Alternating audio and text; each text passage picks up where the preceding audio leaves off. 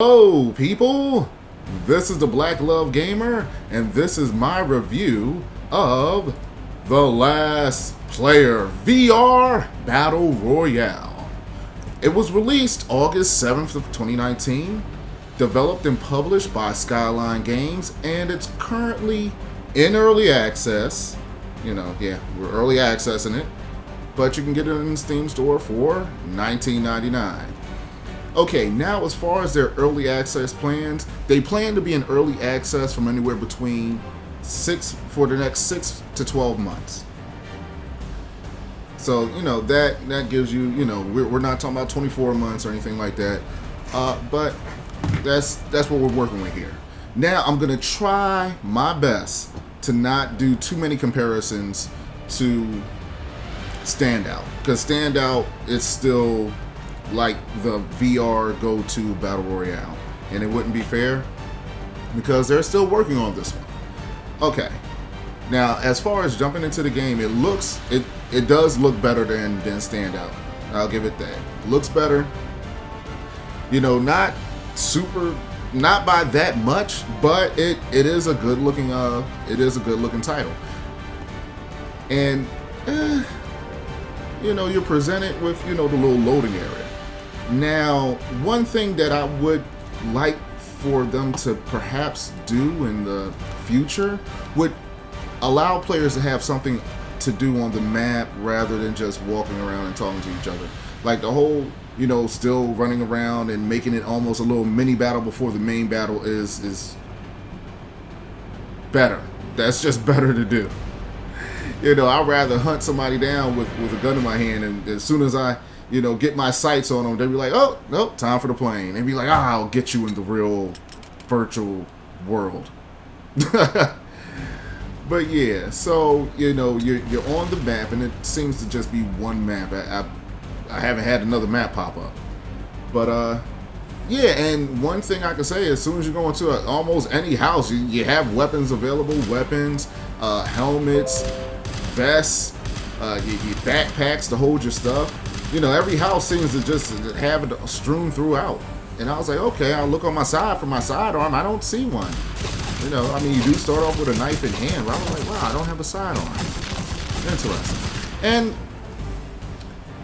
as far as the controls go, it kind of makes me feel like it's a mix between having a motion controller and an actual controller. I'm used to actually picking up the weapon, and either putting it on my side, putting my magazines on my side, and then reaching forward and actually loading up the gun. You don't do that. You point, click, and it's in your backpack. Magically goes into your backpack. I'm like, okay, it just made me feel like I was playing a game where I had like an Xbox controller in my hand. Even with the grenade. Now you can switch it to to manual with the grenade, but it was weird. I've had the grenade in my hand. You kind of like shoot it. So I don't know. Perhaps this is good for individuals that have very, very, very small VR spaces, or perhaps you really can't get around like that, and you may have to just have a seated experience, and that's that'll be good for them. But yeah, you don't really need to reload. It just automatically reloads in your hand. And as far as weapons, came across shotgun, SMG, I think an AK, and that may have been it. I don't think I came across a sniper rifle. As far as the weapons go, you can get add-ons.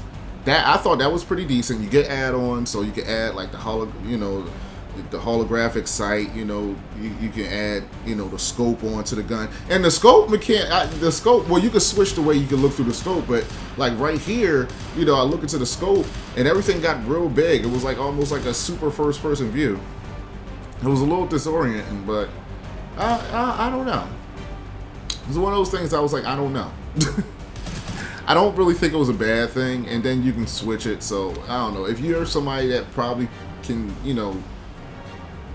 use that mechanic and it works better for you, go ahead, knock yourself out. It was just disorienting for me. But yeah, Now, as far as the players, the amount of players that can play at one time is 30, and it still has people playing. And it, like I said, it released on the 7th. You can get into the game now. You're still gonna be playing with people. It's not like it's gonna be empty. Like it was. I forget the name of the freaking other title I played. It was just a bot.